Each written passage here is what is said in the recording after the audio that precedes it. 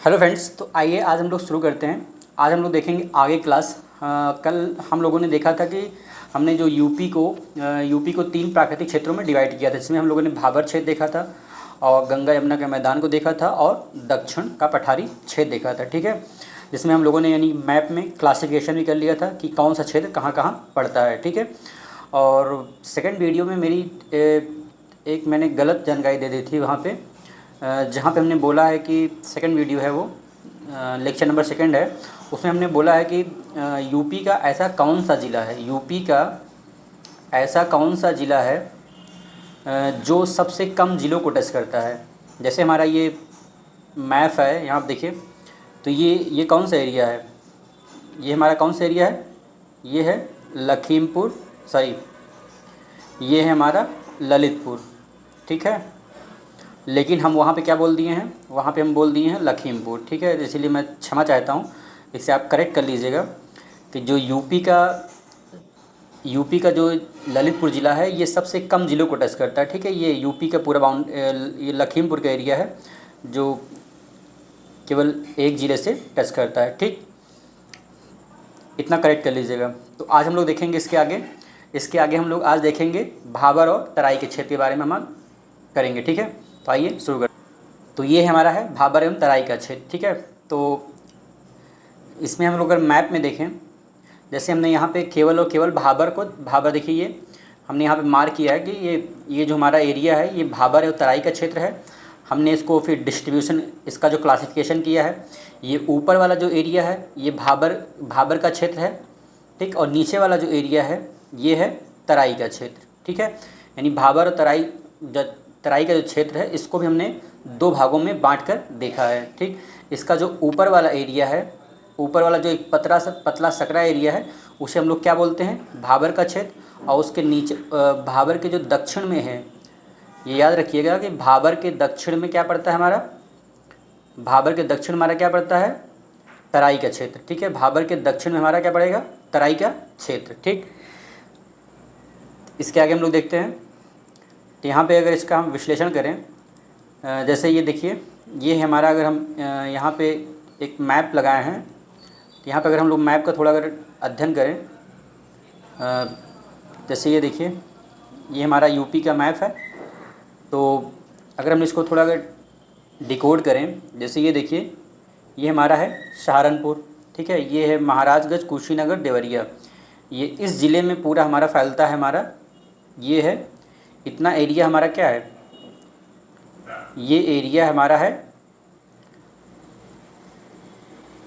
भाबर और तराई का क्षेत्र। ठीक है, यानी हम कह सकते हैं कि सहारनपुर पश्चिम में, ये पश्चिम में पड़ता है हमारा, पश्चिम में सहारनपुर से लेकर पूर्व में देवरिया और कुशीनगर तक हमारा कौन सा एरिया है, भाबर और तराई का क्षेत्र, भाबर और तराई का क्षेत्र। ठीक है, फिर हम लोग जब इसी को जब भाबर और तराई को जब अलग करेंगे, तो ये हमारा, इसी को हम लोग क्लासिफिकेशन करते हैं। तो इसके ऊपर का जो एरिया है, इसके ऊपर का जो एरिया है ये होगा हमारा भाबर का एरिया, और भाबर के दक्षिण में ही क्या पड़ेगा हमारा, तराई का क्षेत्र। ठीक है, इसे हमें याद रखना है कि भाबर के दक्षिण में तराई है और तराई के उत्तर में भाबर का क्षेत्र है। ठीक है, और इसी के उत्तर में हम लोगों ने देखा था कि यहाँ पे क्या है, शिवालिक रेंज है। ठीक है, शिवालिक रेंज है। ठीक, शिवालिक रेंज से जो नदियाँ निकलती हैं, शिवालिक रेंज से जो नदियाँ यहाँ पे निकलती हैं शिवालिक रेंज से, तो फिर ये भाबर के एरिया में आती हैं। तो अपने साथ तमाम तरीके के अवसाद गाद लेके आती हैं, जैसे बड़े बड़े पत्थर, फिर छोटे छोटे, फिर सिल्ट, फिर ऐसे मड फिर होते हुए आती हैं। फिर यहाँ जो इसे, ये जो नदियाँ यहाँ से निकलती हैं शिवालिक रेंज से, यहाँ से नदियाँ आई, फिर खादर क्षेत्र में आई, खादर क्षेत्र में बड़े बड़े पत्थर का विस्तार कर दी, फिर यहीं से ये नदियाँ लुप्त हो जाती हैं।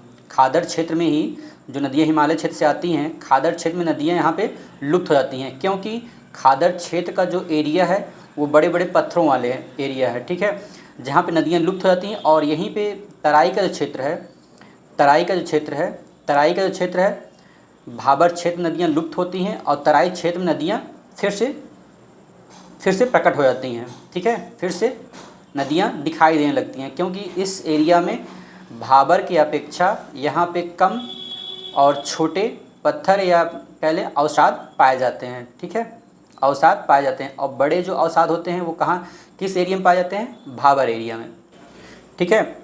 इसको अगर हम लोग आगे देखें, आगे यहाँ पे अगर देखें जो हम लोगों ने यहाँ पे नोट किया है कुछ, तो यहाँ पे देखिए, जैसे ये देखिए यहाँ पे दिया है कि अभी जैसे हम लोगों ने मैप में देखा कि पश्चिम में कहाँ से लेके, सहारनपुर से लेके पूर्व में देवरिया और कुशीनगर तक पतली सी जो पट्टी है उसे हम लोग क्या बोलते हैं, भाबर और तराई का क्षेत्र बोलते हैं, ठीक। पूरे को लेकर हम लोग क्या बोलते हैं, भाबर एवं तराई का क्षेत्र। अब अगर हम लोग इस भाबर और तराई में भाबर को अलग करें, तराई को अलग करें, तो जो हमारा भाबर का क्षेत्र है वह एक पर्वतीय भूभाग है, ठीक है, पर्वतीय भूभाग है, क्योंकि भाबर के ऊपर ही तो शिवालिक रेंज है, ठीक, भाबर के ऊपर ही तो क्या है, शिवालिक रेंज है। इसलिए यहाँ जो नदियाँ निकलती हैं अपने साथ बड़े बड़े पत्थर और गोलाश में लेके आती हैं, तो वो उसे भाबर क्षेत्र में छोड़ देती हैं, ठीक है। इसीलिए हम लोग उसे क्या बोल रहे हैं, पर्वतीय भूभाग है, ठीक, जो कंकड़ और पत्थरों से निर्मित होते हैं। फिर वहीं भाबर का जो क्षेत्र है, भाबर के क्षेत्र में नदियाँ लुप्त हो जाती हैं, ठीक है, भाबर के क्षेत्र में नदियाँ लुप्त हो जाती हैं, इसे याद रखना है। भाबर के क्षेत्र में नदियाँ लुप्त हो जाती हैं जो आगे चल के तराई के क्षेत्रों में फिर से प्रकट हो जाती हैं, ठीक, फिर से तराई के क्षेत्र में प्रकट हो जाती हैं। फिर वहीं हमारा आता है जो भाबर का जो एरिया है, भाबर के एरिया में ही जड़ोत्पंख और जड़ोत्शंकु जैसी आकृतियाँ देखने को मिलती हैं। जड़ोत्पंख और जड़ोत्शंकु, इसे याद रखना है, जड़ोत्पंख और जड़ोत्शंकु ये स्थलाकृतियाँ कहाँ देखने को मिलती हैं, भाबर क्षेत्र में, ठीक है, ठीक। जैसे हम यहाँ देखिए मैप थोड़ा बनाए हुए हैं, तो यहाँ पे आपको थोड़ा स्पष्टता हो जाएगी। देखिए यहाँ जैसे ये पूरा एरिया है भाबर और तराई का क्षेत्र, जैसे यहाँ पे ये है सहारनपुर, यहाँ पे ये देवरिया है, ये कुशीनगर है, तो ये पूरा यहाँ से लेके यहाँ तक का एरिया क्या कहलाता है, भाबर एवं तराई का क्षेत्र। इसको हम लोग क्लासिफिकेशन करें तो ये ऊपर वाला एरिया है भाबर का क्षेत्र और नीचे वाला एरिया है तराई का क्षेत्र, ठीक। अब हम लोग बात कर रहे थे कि यानी कि हम लोग भाबर वाले एरिया में ही क्या देखते हैं, जड़ोत्पंख और जड़ोत्शंकु देखते हैं, ठीक है। देखिए ये है शिवालिक रेंज, शिवालिक रेंज जब नदियाँ निकलती हैं, शिवालिक रेंज से जब नदियाँ निकलती हैं तो ये अपन देखिए यहाँ पे इस तरीके से कुछ स्ट्रक्चर बनता है। जैसे देखिए एक पंख के आकार के, जैसे होता नहीं पहले के ज़माने में जो पंखा जो यूज़ करते थे लोग हाँकने के लिए, तो कुछ इस तरीके से आप देखेंगे तो ये होगा आपका जड़ोत्पंख। और इसी को आप देखें तो एक स्ट्रक्चर जो बनता है इसका, ये शंकु के आकार का, वो भी आप देख पाएंगे इसमें, ठीक।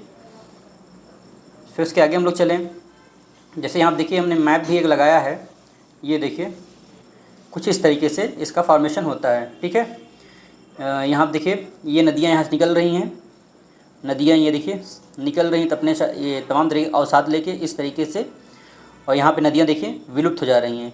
नदियाँ विलुप्त होती हैं तो ये तराई के क्षेत्र में फिर से प्रकट हो जाती हैं, ठीक है। ये देखिए इस तरीके से ये एक प्रकार से क्या बन जाती हैं, ये जड़ोत्पंख और जड़ोत्शंकु का निर्माण करती हैं, ठीक।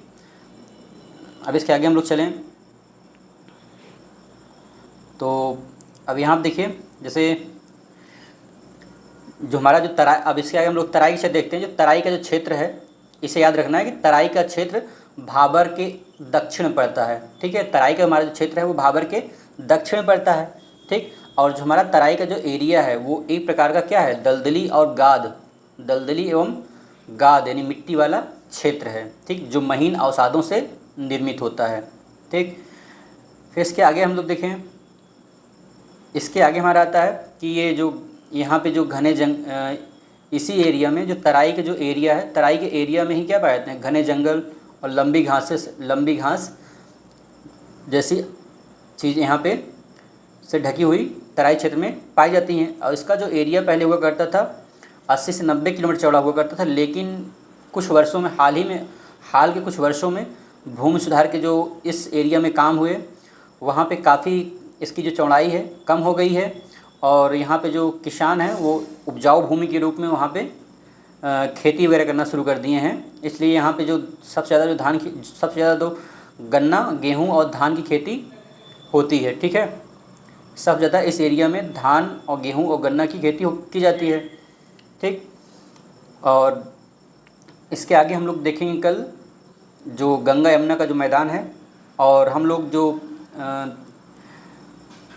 इसके आगे हम लोग डिस्कस करेंगे इसका जो PYQ है, PYQ इसका जो है हम लोग डिस्कस करेंगे इसके आगे, ठीक है।